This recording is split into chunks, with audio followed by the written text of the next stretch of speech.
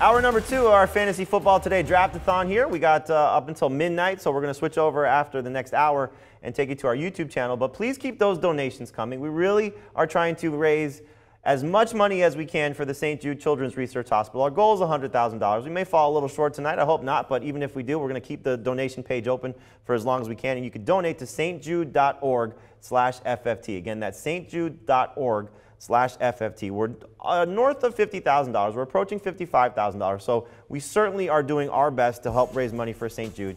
And we want to continue those donations. We also want to continue to answer your questions. And as I said in the first hour, for every question that we answer, I will donate $1 per question to St. Jude myself. So we want to continue to contribute as best we can. So send us your questions on Twitter using the hashtag AskFFT.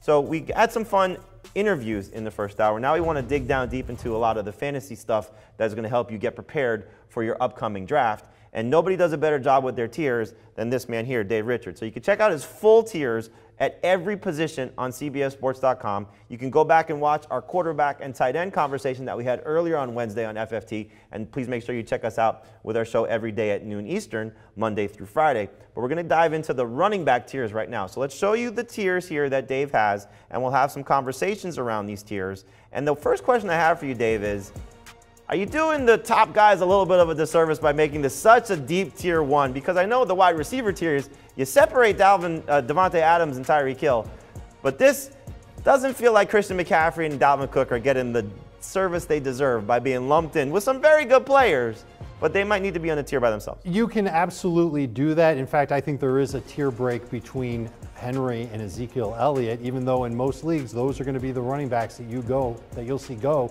4th and 5th off the board, whether it's at 4 and 5 overall or 4 and 5 amongst running backs. But really, I'm just trying to give the picture that this is a round 1 look. These are the running backs that I think you're going to see go in round 1 in your PPR drafts this year. Of course, I'm not going to say, well, Jonathan Taylor is the same as Christian McCaffrey and he's the same as Austin Eckler. It doesn't work that way. But they're ranked in order of how I would take them, and I think it's the order that everybody else should take them too. All right, so if you draft with Dave, you're taking Austin Eckler 1st overall. Maybe you're taking Jonathan Taylor 2nd overall. Don't even bother with Christian McCaffrey. Maybe next year. Especially in the leagues that we play together. All right, Heath, I want to ask you about the tier 2 running backs, because these are the guys that we typically see in round 2. Should all of these guys, you're not going to see David Montgomery, I think, creep into round 2, but he has the potential to be. But should these be the round 2 running backs? Gibson, Chubb, Mixon, Harris, Barkley, and for Dave's tiered list here, David Montgomery as well.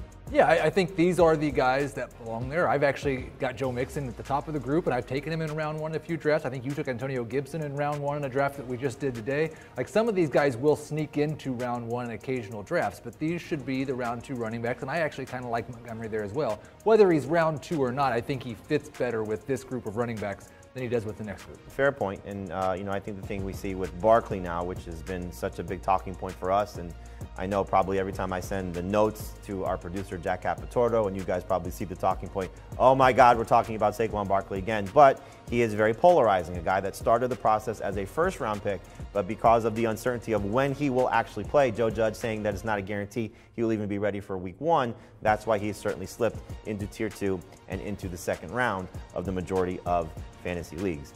Tier 3, when we get into that tier, there's an interesting player on that, and that's Clyde Edwards-Helaire. Some people take him in round 2. I was at that point for a good portion of the offseason. The ankle injury, for me at least, dropped him down to the 3rd round. So, Dave, he's clearly in the 3rd tier for you. He's not in the 2nd tier in the same group as those other guys. I wouldn't take him in round 2. I wouldn't recommend anybody take him in round 2. And I'm worried that he's going to be minimized to a degree in this offense. And it's not necessarily because I believe in Darrell Williams or Jerick McKinnon. It's Patrick Mahomes. Last year, Mahomes was a better stat producer inside of the 2-yard line than he was. And I'm worried about Edwards-Helaire getting that type of short yardage touchdown work that he missed out on last year. I'm worried about him catching a lot of passes. This offense in Kansas City is going to continue to revolve around Patrick Mahomes. And you talked about the offensive line and the changes that it made. Jim and Tony talked about it with you earlier, Jamie. That was done more so for Mahomes than it was for Edwards-Helaire. Yeah, I think I'm still the low guy on Clyde Edwards-Helaire. It's important to say when we're saying negative things about him that he does still have top 10 upside if everything goes well. The thing that bothered me was really unusual in his rookie year. He started off week 1 as the bell cow, playing at least 60% of the snaps, all those games.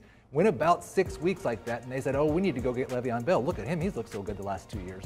And then they gave him snaps over Clyde Edwards-Helaire, and then in the Super Bowl, third down snaps, short yardage snaps are going to Darrell Williams.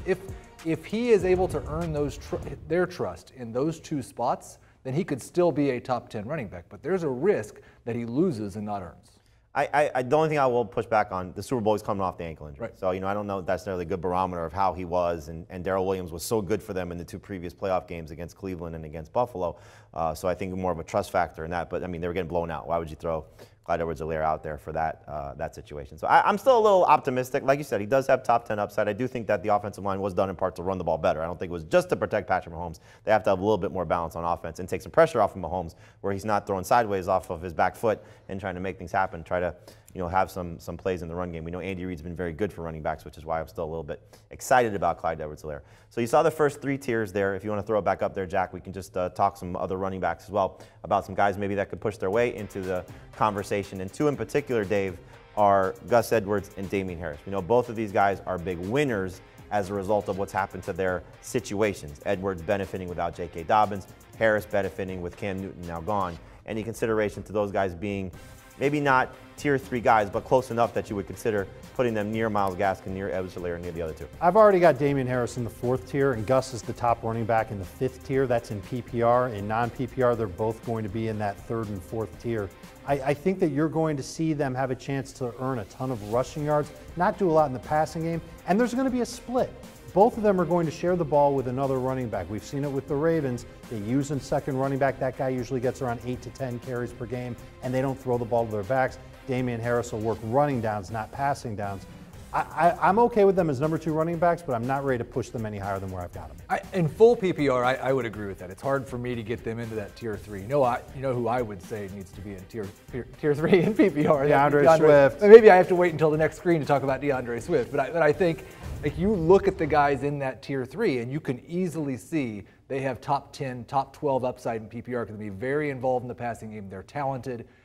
They also have lots of question marks in tier 3. There's plenty of things you could pick apart about them. And so I think that's the perfect spot for someone like DeAndre Swift, who has battled the groin injury all of training camp, and he's moved down everybody's draft boards, but also is a guy who, as a rookie, earned more than 50 targets, averaged 4.6 yards per carry, and scored 10 touchdowns on 160 touches on a 5-win team. That's the perfect spot for DeAndre. They may not win 5 games with an extra game this year. That's the problem, though, and they do have Jamal Williams. It could be a little bit more of a factor in the passing game than Adrian Peterson and the other running backs that Swift was sharing with. So I share your feelings on DeAndre Swift. I used to share your feelings on him, but I just can't buy into what seems to be a little bit of a downward trend for him at the current spot right now. My favorite guy actually in that tier, in tier 3, is Myles Gaskin. I just think he's going to have a blow-up season as long as the Dolphins don't do something stupid like give Malcolm Brown touches, and we've already seen them do that once, so hopefully that's not the case once the regular season starts. So, want more of the Fantasy Football Today podcast and non-stop year-round fantasy advice? It's simple. Hit the subscribe button and hang with us all throughout the year.